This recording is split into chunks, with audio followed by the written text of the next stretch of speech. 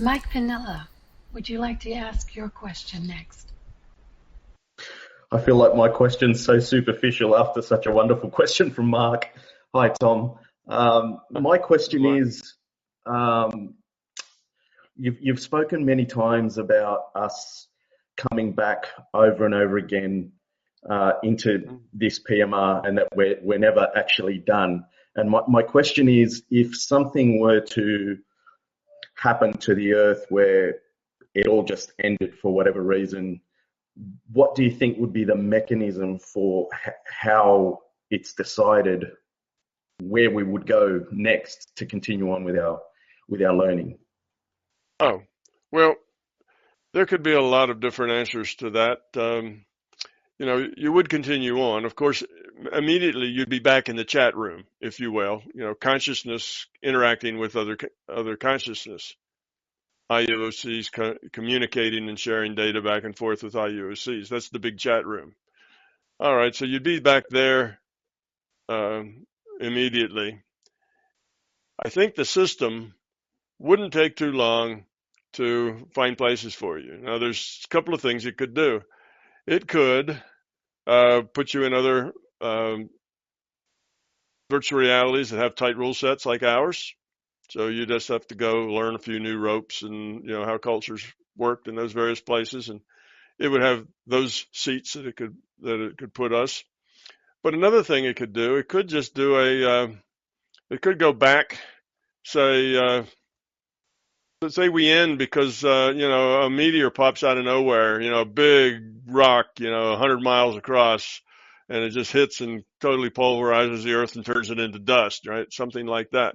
Well, it could always go back in time before that happened and delete the meteor and start it back up again. It could do things like that. It's a virtual reality. So if it suddenly needed 7.5 billion seats and it couldn't just spread that out among other realities, it would just have to start this back up at some place where we could pretty much take up where we left off. There may be a bit of a discontinuity in the beginning, but in a generation or two, that would be forgotten, and it could do that. But it would find something to do. It wouldn't be like that would be okay, you guys have to wait, another, billion years before we can find something for you to do. There'd be something that it would generate to do to keep you busy and keep you working. It's not that hard in a digital reality to come up with a new space, a new simulation, or restart an old one. But I suspect that the system would actually be aware of that meteor, since it's also a virtual meteor that the system is computing. And it would probably get, it could get rid of it, if it wanted to, before anybody even knew it was there. Excuse me. So, yeah, the system will always find a way. It wants to evolve, and we're part of its strategy to evolve. So it would find something for us to do, other than just hang out in the chat room. Thanks, Tom. Okay, thank you. Oliver, I don't have access to those who are waiting to ask a question on audio only. I understand Melissa was wanting to ask a question. Is she available? She has a microphone, so Melissa, if you unmute. Are you there, Melissa? She's not unmuting, so maybe she's not there right now. Okay. So well, I just pulled her question up. Shall we just do it? Yes, that'd be great. Her question was, when doing healing, distant or in person, is there a time delay before results are usually seen or felt? Is it instant, or does it occur over days and weeks and months? Sometimes it's instant, sometimes there's a time delay, Melissa. And the reason is that what you're doing is moving probabilities around. And sometimes it's more or less difficult to do that. Depends on how much probability you have to move. If you don't have to move much probability, and it's something easy, the change is easy, there's a lot of uncertainty about the change, then it can happen more instantly.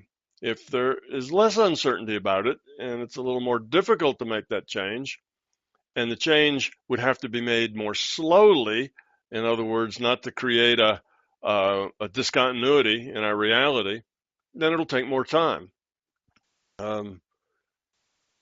Sometimes when you work on people, you're really working on their attitude as much as you're working on their body, and it may take a little while for them to actually get focused and start making a change or stop putting negative things into poor health. So it can be instantaneous or close to it. Probably not instantaneous in that sense, unless it's a very, very simple thing to do. But it can be pretty quick, and it sometimes can take days or weeks. You can work on a person, and then 2 weeks later, you get the result. That's a possibility. 2 weeks is a fairly long time. So I guess if you were trying to judge whether it was you or whether it just happened anyway, if something happened 2 weeks later, I would say I wouldn't give you 100% on that one. If you're working on somebody that got better 2 weeks later, I'd say maybe you had something to do with that, or maybe it just happened by itself. So I wouldn't make that quite so evidential. The things that happen more quickly would be more evidential. So anything over a couple of weeks, I'd say would be a little too long to put it in the evidential column. But doesn't mean that it wasn't what you did, what you were working on, that it didn't help. It can take 2 weeks. It can take a month for all the probabilities to work themselves out. Often it's not as simple as just changing one thing. Often things are related. So when you change this thing, it affects something else, which affects something else. And you can have a whole string of things that are affected and part of an interaction, and you can't just make that happen all quickly. Sometimes those interactions take a little time before they work themselves out. So that's why it could be a month later. As the probabilities shift in order to make this more effective, what you're trying to do, then it'll take that much time. Typically, when I do healing, I find that I have an effect within minutes or within at least a couple of days. That's just kind of typical. Sometimes it is a couple of days. Sometimes as much as a week, but mostly it's within a few days, or it happens right away, or nothing happens at all. That's also a possibility when it turns out it wasn't really a good idea anyway. Okay, let's see. She has another one, part 2. Oh, does it take? No. Do we change our reality, and are we responsible for our reality? And the two sides of this is that we are responsible for our reality. No, we do not make our reality entirely. We're interacting with a lot of other people. Okay, so I guess the good news and the bad news is, depending on which way you look at it, is that you do have a lot of influence over your reality. If you're an unhappy person and a sad person and have a lot of pain, most of that is probably self-caused. So you can remove that pain and become a happy person that's more satisfied. Okay, so you have the ability to change it. Now, so the good news about that is that you can change it. You can become a happy person. You can become successful. You can learn how to function at the being level. You can do these things. The bad news is, or I should say the negative way of looking at it is, oh, I'm miserable and it's my fault. I'm miserable and you're going to blame the victim. You're going to blame me. I have all this pain and I know it's not because I love pain. It's because these people are not doing what I want and those people are not nice and that's why I'm in all this pain. But realizing that you have to take responsibility for that is always not a pretty picture for people, to say that, they are responsible for most of their pain. And that's not always true. You're not always responsible for all of your pain. Sometimes stuff happens. You step on a nail and it hurts your foot. You're not necessarily responsible, like, why did I step on that nail? Well, it's just stuff happens. The nail was there and you weren't looking and it happened. Okay, so there's a lot of things that just happen because they do. Everything is not part of somebody's plan. So there's that factor as well. But mostly, you do have a lot of influence over your reality. Good news, you can change it. Bad news, you have to take responsibility for it. All right, thank you, Tom. Ingo, you have a couple of questions for Tom. If you would like to go ahead, please do so. Yeah, thank you, Donna. Hello, everyone, and hello, Tom. All right, Ingo. Hi. I start practicing remote viewing. In some cases, it works well, and it's amazing. It's like, wow, it really touches me inside. Mm-hmm. In the cases where it doesn't work well, I usually can't distinguish between my thoughts and the information I ask for, or I miss the data completely.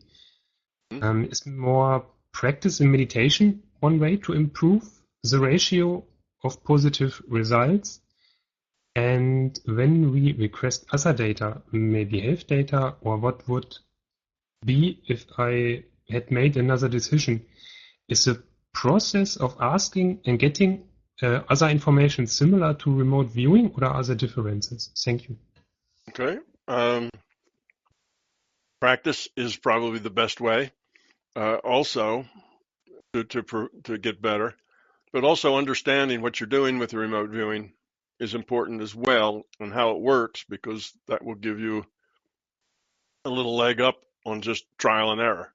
Otherwise, it's just trial and error. Try something, see how it works, and if it does, do more of it. If it doesn't, do less of it. That's kind of a long haul, because there's a lot of things you could try. It may take a long time before you sort through all of them. So understanding a little of the theory was helpful. Making sure that you can get into that being level state and do so quickly, and then get out of it just as quickly as you can. Drop into it and then come out of it. That is very valuable to a remote viewer, where you let things be, you just experience. That's critical to being successful at remote viewing. And you probably know the other things that are successful. You don't try to guess. You don't try to interpret. You don't try to make something out of it. You just report what you have. You just open and put down what you have. There's some tools that you can use. You can see things on screens. You can like have a monitor up in front of you, and you reach up and touch the button, and when you do, the thing that's hidden in the box will come up on the screen. Well, these are just mind tricks to help you get into a state at the being level, and then be ready for the information when it comes. Otherwise, sometimes people miss it because the information comes almost instantly.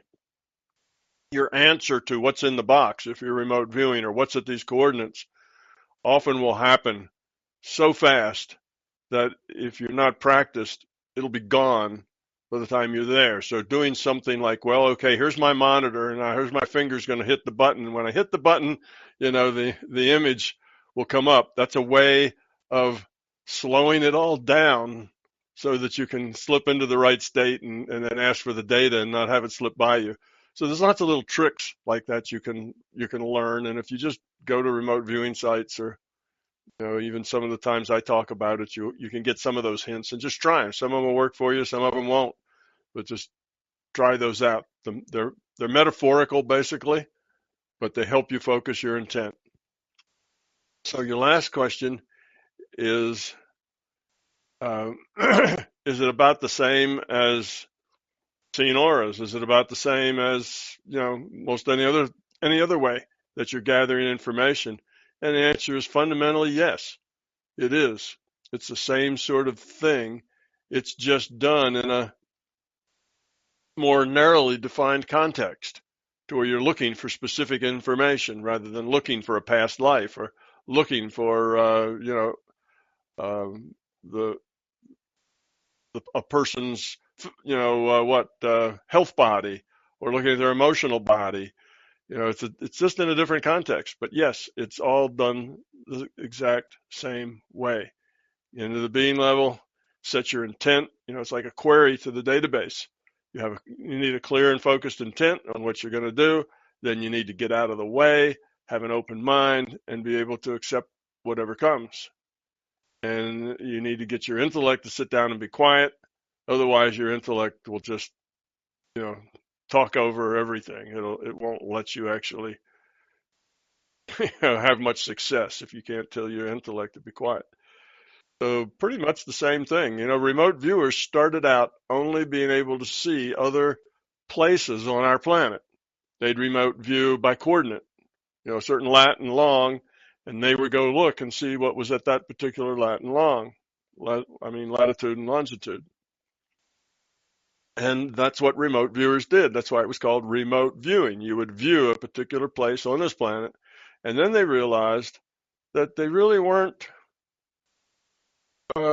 limited to being just on this planet, and they started remote viewing the backside of the moon and what was happening in Alpha Centauri and other things. But that's a little hard to be evidential because now you're getting things that there's not a lot of evidence, you see, to be able to prove it. But they were able to do enough things. They go back in history. They were remote viewing, what was going on the Titanic, as it was sinking. So they could remote view that. And then they realized they could remote view into the probable future. And they could do that. Well, what have they done? They've taken basic remote viewing and turned it into collecting data from the database on a host of other things besides just places on the planet. So over the last probably 2 decades, remote viewing has broadened its scope to where it's not a whole lot different than, remote viewers still don't remote view past lives or energy bodies perhaps, but they will maybe one day, once they realize that that's just as easy to do as anything else, then they will start doing that too. But now they do go to the Titanic and remote view, things in history, though they would never think of going to a database and looking at it, although they get the same kind of information. They get visuals and like running a movie and that kind of stuff. So yeah, your last question is, it's all the same. It's collecting data that's there, and it's only the only thing that makes a remote viewer different than somebody who sees ours is the context of what they're doing and the kind of targets that they're interested in. Thank you. Ingo, did you have another question for Tom? Yes. If you would like, you can go ahead with that. Okay, thank you. Tom, you mentioned that you didn't get much sleep when you worked in Bob's lab, and that you compensate that with your meditation in the lab. Did it work so well that you were able to stay awake during the meditation experience and that you could still fulfill your responsibilities during the day? Yes, it did work. Surprisingly, it did work. And I'm not sure I really can justify why it did work, other than I needed for it to work, and the system needed for it to work. Otherwise, I wouldn't have either been able to pay my bills or I wouldn't have been able to work at the lab. One of those was going to have to quit if it didn't work. So it just did. Now, it had some effect, though I was often only getting 2 and 3 hours of sleep at night, and I wouldn't get, and I do that, all week. At work, I was doing mathematics. I was building physics models of physical things, equipment, and other things like that. So I was doing a lot of math and physics and working on a computer. And basically, I just let my body go. And I do all of that within consciousness, if you will. So if you were to ask people that worked with me, they would have said that I was a bit of a flake and didn't seem to really know where I was or what I was doing most of the time, but I seemed to be pretty good about coming up with good answers and writing good programs and good solutions. So I wasn't normal in the sense that everybody else maybe was chatty and interacting and that sort of thing. I just kind of go into the inside, let my body kind of slump there at the desk, and I'd go on working and come up with good solutions. So I didn't get away scot-free in the sense that I guess I got a reputation of being the absent-minded professor and not exactly knowing what was going on at the time, in my surroundings, because I just shut all that out and worked mentally, because my work was not physical work. It was all mental work. So that worked. And when I got into the lab, I would be tired. And yes, I could have gone to sleep if I thought, well, I'm just going to take a nap. I could have fallen asleep in probably 10 seconds, but I didn't. When I got to the lab, I had work to do. I had things to figure out. I had places to go. I had things to learn, and I was geared up enough and focused enough on the learning and the growing and the experience that just kept me awake. I was, I don't know, probably used up more adrenaline than I would normally, perhaps. Adrenaline being a thing that is, wakes you up. But I did that for not just a few weeks, but I did that for years. I had at least 3 or 4 years that I was working at that kind of a load. And sometimes I'd sleep, for, 15 hours on a weekend occasionally. I'd do that sort of thing. Like on a Sunday when I wasn't going out to see Bob, I'd maybe go to bed early and not wake up until, way after lunch. But so I had little catch up times every once in a while on weekends. But weekends were times that I did go out to Bob's. Usually took family with me. Put young son and wife in the booth and, use them as part of the database. So it was, I don't know exactly how it worked, but it did. And yes, it had effects on me. And no, I didn't just do everything the way a normal awake person was, but I was able to do both jobs well. Actually, I found myself more productive. I could come up with solutions better when I wasn't really so much a physical person in an office, doing things, that I could just doing it in my mind was easier. And I ended up getting better results more quickly that way than if I did it some other way. Got my intellect involved in it. I just have a problem and I start grind onto the solution. Yeah, I did have a reputation as an absent-minded professor type. That, somebody that you had to go up and touch on the shoulder and say it's time to eat lunch. One of those people. All right, thank you, Ingo. We do have another person on the audio mode, and that is Nicholas. And Nicholas, if you're ready to ask your question, please go ahead. Do we have Nicholas? He's in listen-only mode, so he cannot talk. So okay, he doesn't have a talk. We have another person. I will get back to Nicholas, and we will ask your question. For now, Bodan, if you have a question, and you can go ahead with that, and I will search out Nicholas's question. Hello, Tom. Hello, everyone. Hi. I had a very similar question to Ingo. He just asked it about correlation between meditation and sleep.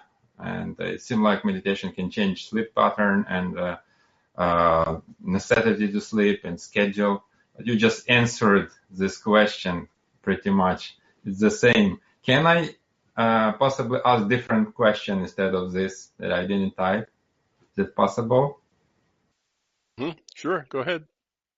Okay, I have son, and he is like millennial generation, and I see a lot of people. They are in this generation. They are addicted to gadgets, virtual reality, and games, social media. Is there any way to help them to overcome this problem, to get so-called real life and, be more participant and maybe, I don't know, help them to resolve this issue? Thank you. Well, yes, I'd be real careful about defining that as a problem. It can be a problem. People can get so distracted or focused on a game that they stop actually interacting with other human beings, and they end up missing a lot of the important part of life. And then I would say that's probably a problem. But if they're spending a lot of time on a game, but they still do other things, and they still interact, and they still go to school, and they still, have other interests. They just have, maybe, instead of the time that most people spend watching TV, they spend playing video games. Then I don't know that I'd call that a problem. Video games are also an interaction. There's learning, there's strategy, there's cooperation. There's a lot of things going on in a video game that are the same kind of things you learn when you're not in a video game. So depends on what games they're playing. If it's all death and destruction, that's probably not a good way to spend all your time. But depends on the game.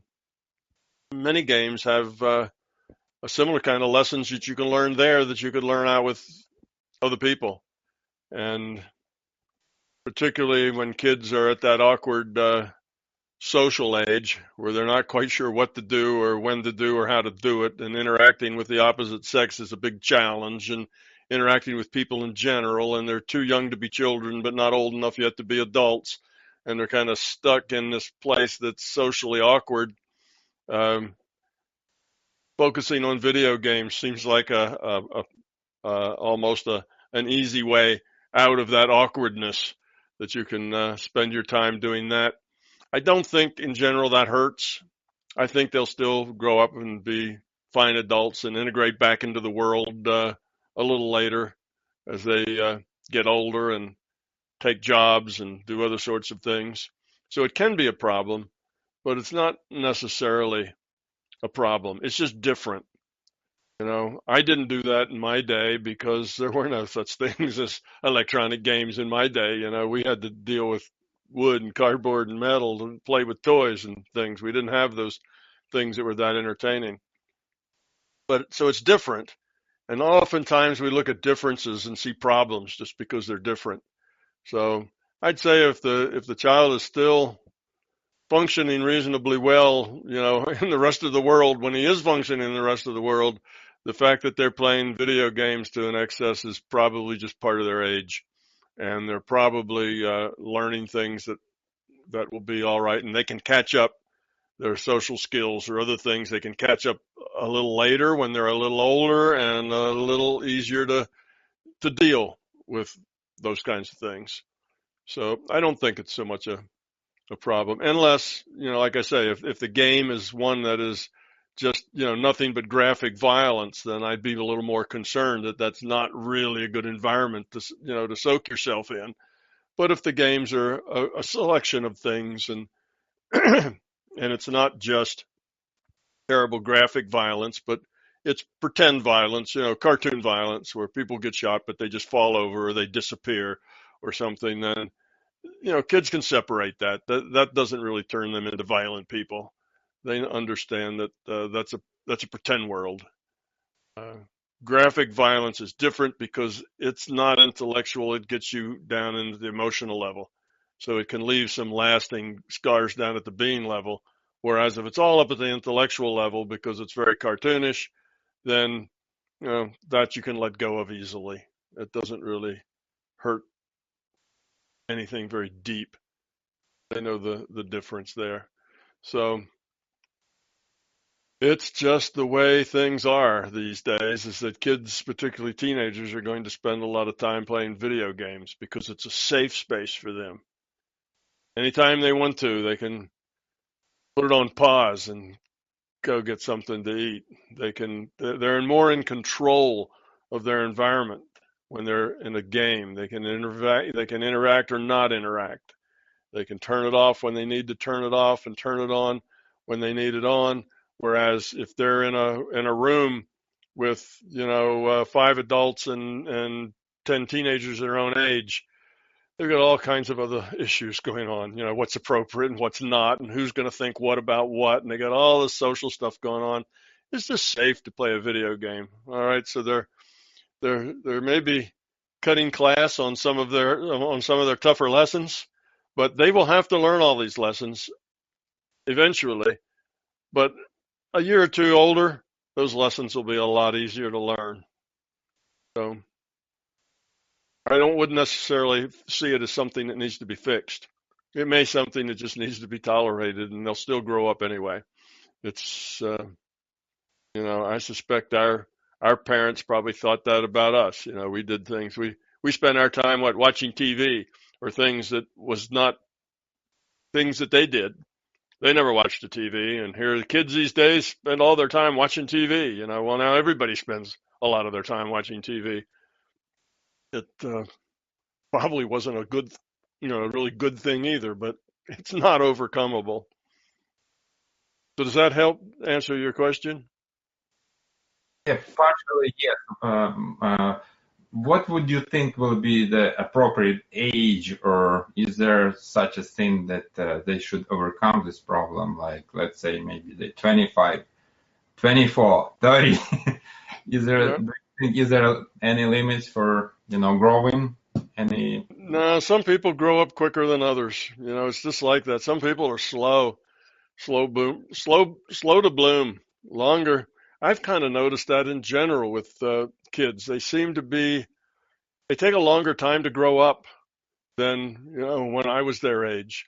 When I was their age, when you were 17 or 18, you started getting adult responsibilities. And at 18, the parents said, out of the house, you're on your own, good luck. And that was basically the way the world worked. You were expected to fend for yourself and make your own way. And there wasn't a lot of hand holding and the rest of it, but it's not like that these days at all. And I think, some things were lost, the independence and the being a go-getter and feeling like you have the responsibility to make something of your life and all of that sort of thing. That was good and it was bad. It was good in the sense that a lot of people were motivated and they grew up quicker and made more choices that had more content to them. But on the other hand, there were a lot of people who were neurotic and who had trouble and who failed because they couldn't live up to, somebody's expectations. And, there was a lot more of that too. So, there's good sides and downsides to that, but some kids are just slow. If they're slow to grow up, I'd try to see if there isn't anything you could do to help them get involved in something, some other activity, to join an organization, to, go to school and learn how to, do something in particular, for a trade or an education, anything that they were interested in. And one thing usually leads to another. So if you could get them interested in something else, I think that would be a thing. But if they're just vegetating in their room and, they're 25 years old or 30 years old and they haven't gotten a job yet and you're still supporting them, I think it's time for a little tough love, and show them the thumb and say, you need to go live your own life. You're not growing up here and you need to go get it. So I'm cutting off the allowance and whatever. Go do your own thing in your own way. And then help them do that, help them find a job or help them find a school where they can find a job or something. But yeah, eventually you get to the point where it's time for some tough love if they need to get kicked out of the nest. You can't keep them as nestlings forever. But it just depends on them. Are they just slow or are they stuck? If they're stuck, then they probably need a little help to get out of that nest, and some tough love is probably required. If they're not stuck, but they're just slow, then you can maybe give them some more time. But sure, someplace you have to make that decision, whether they're just slow and making progress or whether they're stuck and they need a good kick in the seat to get them unstuck. I mean, back in my time, you got the swift kick in the pants, no matter what you were doing, because the parents had carried you so far and they weren't interested in carrying you, usually past about the age of 18 when you could go get a job or go fend for yourself. So that is not like that anymore. And I'm glad it's not like that anymore. I don't think that was a great place. I think that was pushed sometimes people to grow up too fast. But I know of people who still have, 28-year-olds living at home, room and board for free. And that's probably not a good thing. By then, they probably need to start making a life and they need to pay their own way. And if they stay at home, they need to pay rent and they need to pay for their food and they need to become responsible for taking care of themselves. Yeah, there's a time to put your foot down, no doubt. Thank you. All right, thank you. I'm going to read Nicholas's question because he's on a listen-only microphone. One of his questions was concerning climate change and that sort of thing that you have talked about previously. So I think you've already addressed that. The next question is, when he started this journey into inner self, he was caught up with it 24/7. His business and family and things have taken over a lot of that. Are there any things that he can do to remind him that this game and this work he needs to do is a 24/7 job, and how could he balance those well? Well, you have to realize that part of your job here is to take care of your responsibilities. It's not just about you. So yes, you do have to spend some time, say, in meditation when you're not maybe part of your family, or taking care of your children, or taking care of your wife or something else, or your elderly parents. But you also have responsibilities. You have responsibilities to make sure the mortgage gets paid every day. The car payment gets paid, not every day, but every month. You have responsibilities to take care of people, to be there for them, to help kids with their homework, to give them encouragement. You have responsibilities in raising children. You have responsibilities in with a relationship. You can't just expect not to, to give anything, or to be part of anything and still join the club. If you're a husband or a wife or a child, you have responsibilities. So you have to do your responsibilities. That's part of it. And you also have to work on yourself. But those things are not incompatible. Doing the things you're responsible for are things that help you grow. These are the things you do in that being level. You get in the zone with those, you get in the zone with your child doing homework, to where you're right at your child's level, interacting with them with ways that they can understand. You don't just say, well, that's easy. Look, da-da-da-da-da-da, see? And then push the paper back at them. That's not helping them learn anything. You have to be where they are and give them the help they need to figure things out on their own, and so on. So you get in the zone with them. You get in the zone, with your significant other. You be with them. You share their feelings. What's important to them, and you do that as part of your own growth. That's part of your giving. Part of your being with others. That's where a lot of this. That's where a lot of the rubber meets the road in relationship more than anything else. So all of these responsibilities that you have are also opportunities for your personal growth. It's not, well, I can do personal growth, or I can, worry about my family and do my responsibilities to get the mortgage paid. You need to be doing all of that and making all of that a growth process. How you approach that job, how you approach paying that mortgage, and how well you execute your, the business you have when you're at work, as well as the relationships you have away from work. So all of that needs to be part of your growing up. You don't grow up in a vacuum. All right, thank you, Tom. I just want to point out that an MBT forum question came in from somebody, that's his nickname, on Eckhart Tolle's Living in the Present Moment, the power of now. And I think you did also address that with your question from Mark on living in the being level. And I think that was probably covered in that, living in the present moment. Yes, I agree with Eckhart and his philosophy for the most part. Pamela read his books and discussed some of them with me, and I found a few minor things that I thought were probably not right. But for the most part, for the big part, for the 99%, Eckhart and I see the same world and see often many of the same sorts of things.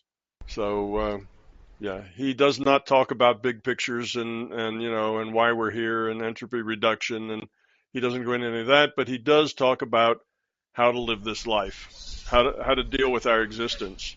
And on those issues, he gets it mostly right. And we agree on probably just about everything. There was one or two things that I can't remember. I don't even remember what they were, but it wasn't a big part of his philosophy. It was just this kind of a side issue that I disagreed with. Had something to do with negative energy, maybe. Don't really remember. But Eckart's a good man who has done a lot of good to help people see a more productive way of living their lives. And the power of now means the power of being authentic, the power of being in the being level, the power of being in the zone and paying attention to everything you do and why you're doing it. And yes, that all puts you into a non-intellectual being mode where you have intuition and you can connect in a larger reality with all the people around you. Good stuff. It is. All right, our next question comes from Bartos. From what I gather, sexuality seems to be a part of the rule set of this PMR, but also an expression of love. Although it seems very primitive, is sexuality made up from the rule set for the purpose of living here on Earth, or something that is indeed a tangible force, driving the entropy away in the big picture? Sexuality comes in with the avatar. Okay, this avatar was part of a simulation. It had to evolve. In this simulation, things evolve by surviving and procreating, and the procreation part is what we call sexuality. So it's a part of our instincts. It's a part of the rule set and the way that the avatar evolved under this rule set. So it's not a, I'm gonna say, it's not a bad thing. It's not even so much a good thing. It's just the thing. It's the way we are, and we need to accept the way we are as, the way we are. So it's something to be dealt with. It's not something to be suppressed. It's not even something generally to be, what was the word before, transmuted. It just is the way we are. We should accept it, and not so much, it's not like you control it as it is that you have a consciousness that is trying to lower entropy, and you then work toward that lowering entropy. So if you come to odds with your sexuality and it's on a path to higher entropy and you're on a path to lower entropy, well, then you just do the low entropy thing because you're in charge and it's your choice. You see, you always have the choice. But sexuality is not a good thing to repress or try to manipulate or try to suppress. If you do those things, it'll just make you crazy. It'll make you neurotic because it's a fundamental part of you, and you try to repress things that are fundamental, they just bubble out in other ways. So yes, it's something that just has to do with the rule set and the purpose of living here on Earth. And it is a tangible force that can move entropy either way. It can be an expression of love and caring and sharing. It can also be an expression of domination and even violence. So as far as being high entropy or low entropy, that's what you do with it. That's not the thing itself. Sex is not inherently going to lower your entropy or raise your entropy. It's how you interact with your own sexuality, how you interact with others with your sexuality, and the quality of your choices. So if your quality of your choices are high, then your sexual interaction with others is also going to be meaningful and positive and be a positive thing in your evolution, not a negative thing. So both of those are true. It can be a driving force, for positive or for lower entropy if we make poor choices. The key is the choice, and the choice is always ours. The instinct should not be denied, but it shouldn't also be given free rein. You are the one that has to make the choices, and you have to be responsible for those choices and the outcome. Nothing to be suppressed, nothing to be gotten rid of, but you are in charge. You, the IUOC, are in charge of what you're going to do with what you've got to work with. and having an avatar, that sexuality is some of what you have to work with. So it just is. All right, thank you. The next question is from Eric V. Confusion about consciousness and information. This is a question he had posted in a Facebook group, and it's stirred up quite a lot of confusion. So let's see if we can sort it out for him. If Aum, A-U-M, and that is absolute unbounded manifold, this is the basic primordial initial being, was already conscious when it was basically nothing more than a single bit of information, then how is it possible for the bits of information that constitute a rock in one's data stream to not be conscious? Are there somehow two types of bits of information, one conscious and one not conscious? It doesn't make a lot of sense to me. Thinking logically, I would say that if Aum was already conscious when it was just a single bit of information, then that means that all single bits of information should be conscious. But then we would end up in a sort of panpsychism where even rocks would be conscious. I'm sure I'm misunderstanding something here. Could you please clear this up for me? Is there a fundamental difference between the information that constitutes a conscious player and the information that constitutes the data stream that a player receives? Yeah. The problem you're having is you're trying to derive consciousness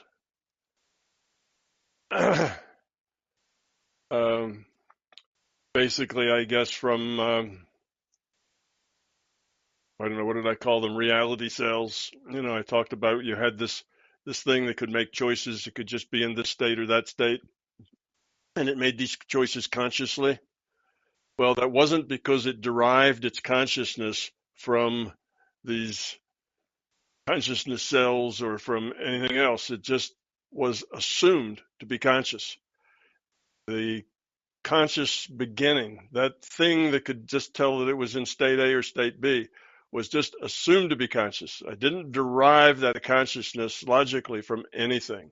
That comes into the theory as an assumption. And that assumption is just the consciousness exists. There was this thing, it is conscious by definition, by assumption, and all it can do is tell state A from state B.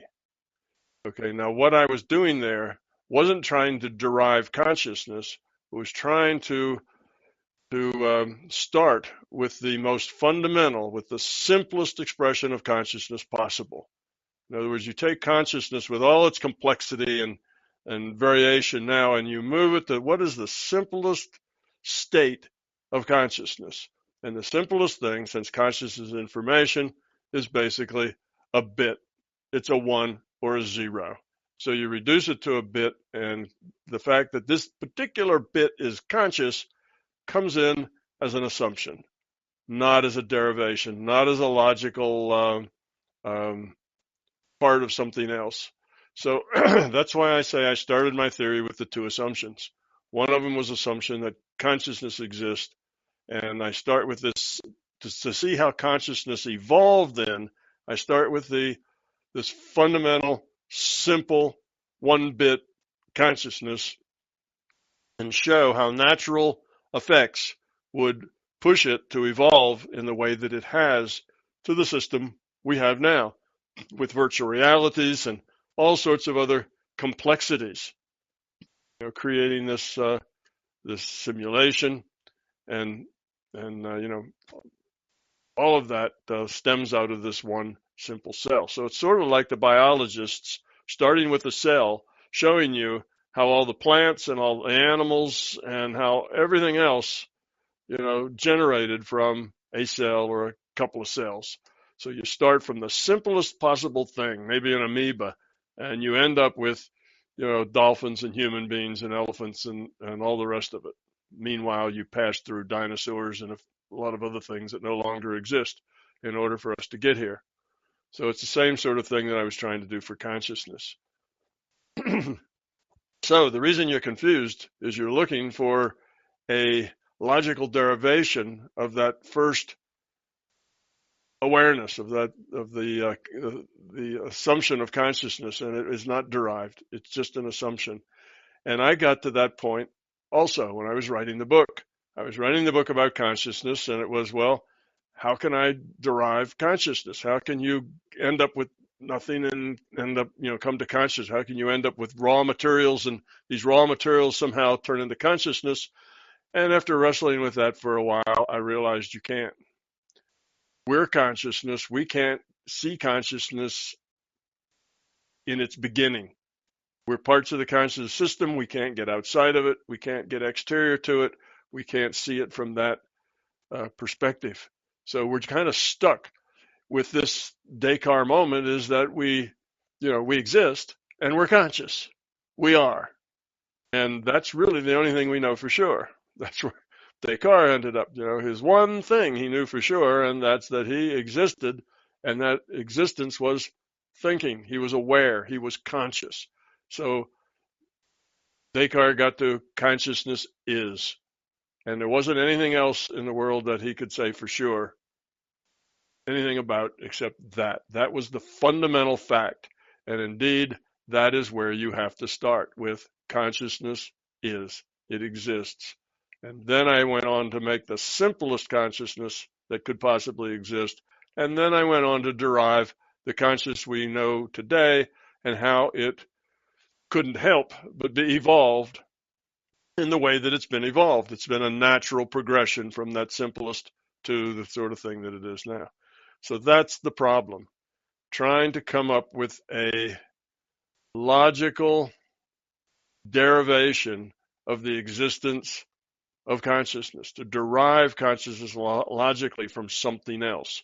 We can't do that because we are inside consciousness and don't have the appropriate concepts, ideas, understanding, or experience to be able to do that, because we are consciousness. So when I got to that point, I just said, well, I got to introduce it as an assumption. It's just an assumption. Okay, so, the big deal about my book isn't that it shows that consciousness exists. That's not a big deal at all. I just said that as an assumption. It's why consciousness is the way it is, why we are the way we are, how we relate to consciousness, and what is this virtual reality and this business called life anyway, and what's it all about, and how does it work? What are the mechanics of it? So that's really what my books are about. The idea of where did consciousness come from is an idea that we are not equipped to answer. And that's because, one, we are inside consciousness and don't have that material necessary to answer that question, is where does it come from? So that's, I guess that's about all I can answer on that. And the confusion is that we want to come up with an answer to the derivation of the existence of consciousness. Where did it come from? And it just isn't something that we can do. And I don't think that's a failure of ours. I think that's a logical necessity, that we can't get there.